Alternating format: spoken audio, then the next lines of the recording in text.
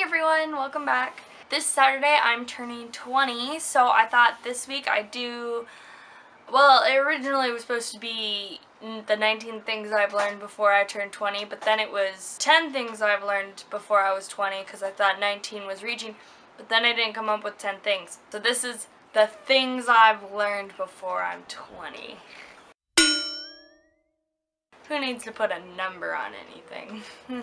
Alright, so here are the things I've learned before I turned 20. So the first thing I've learned is sometimes before you can succeed in something, you have to fail. And I know that sounds really like kind of the opposite of succeeding, but it's true. Last year, some things didn't work out and I kind of fell on my face and I had to kind of pick up the pieces by myself, and now I'm very happy of where it's leading me.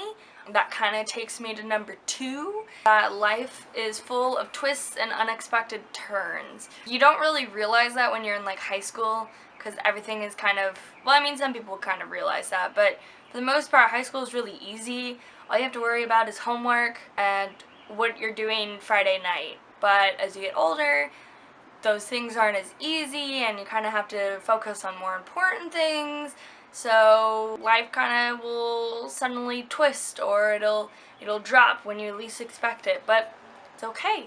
You have to move on from that and just keep pushing forward. My third one is that as you get older, you are looked at to be more adult, but that doesn't mean being adult means you have to take away being silly. You can still be silly and have fun with life, but there are times when you know you have to grow up. But that doesn't mean you have to grow up all the way. I'm still a child at heart. This one's kind of going into more of the relationship, friendships area. First one is not every person you are going to like or want to be friends with or want to be involved with is necessarily going to be on the same page as you.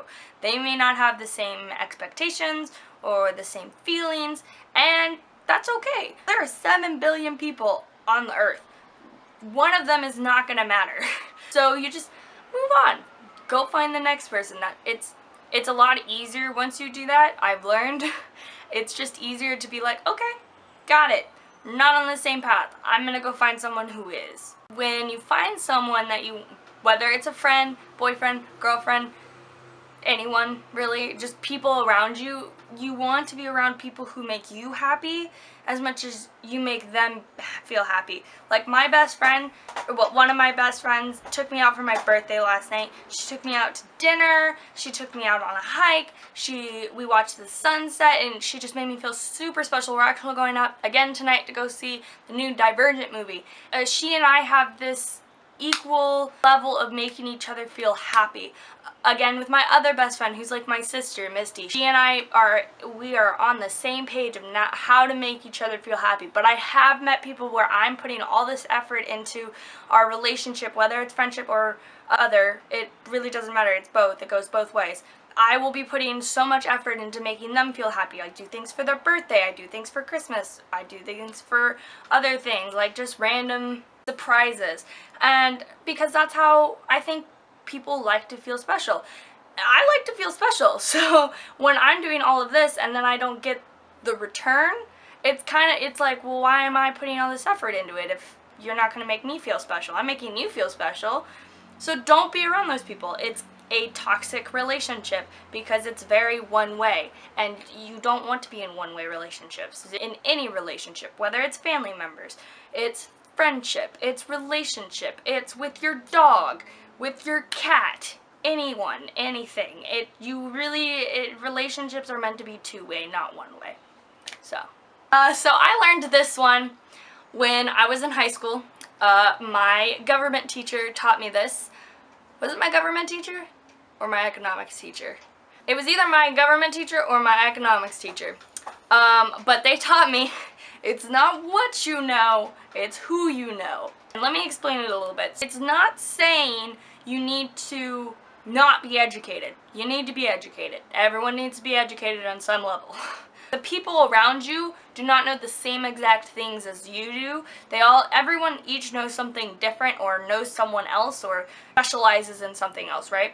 So if you know those people and say you need something that they know about, you can talk to them and they can get you on your way of success. But that also means you need to be educated in something so then you can be that person for someone else.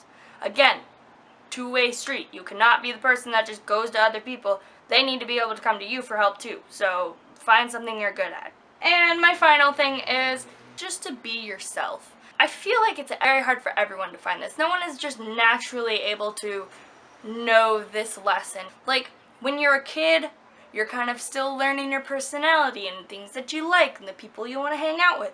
Then you get into high school and there's all this peer pressure and then you're still like, oh my god, what do I want? My friends want this, should I be wanting that? No.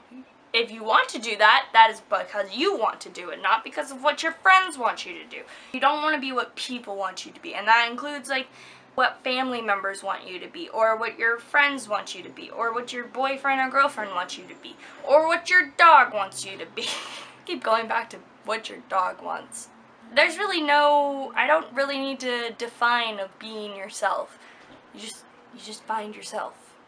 I think that just comes with experience. I definitely have learned that lesson it took me a very long time, but in the end it works out, so. So yeah, those were some of the pieces of advice. Wasn't so deep video as my last two kind of were, so this one was a little more uplifting. So yeah, I hope everyone has a great week. Like and subscribe, and yeah, so I'll see you guys next week. Bye.